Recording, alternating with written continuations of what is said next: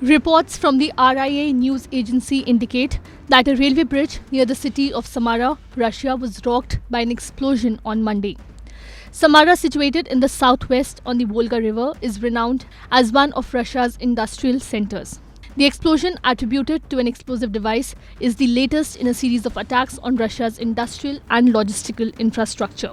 While Russia has attributed these attacks to Ukraine, no casualties have been reported thus far.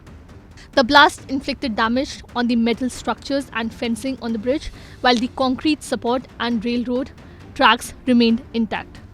Initial assessments indicate that an improvised explosive device was responsible for the explosion. Following the incident, rail traffic in Russia's Samara region experienced partial suspension on Monday. According to TASS, disruptions were attributed to illegal interference by unauthorized persons in the operation of railway transport.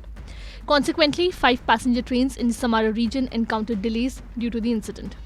Ukraine's military intelligence agency GUR later on Monday confirmed that an explosion had occurred along the Samara region railroad bridge, though it was not immediately clear whether Kyiv was responsible for the blast.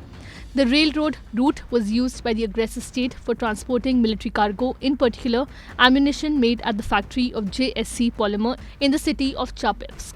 The GUR said in a statement, "The city of Chapevsk, with a population of around 70,000, is located just under 40 kilometers to the south of the regional capital of Samara.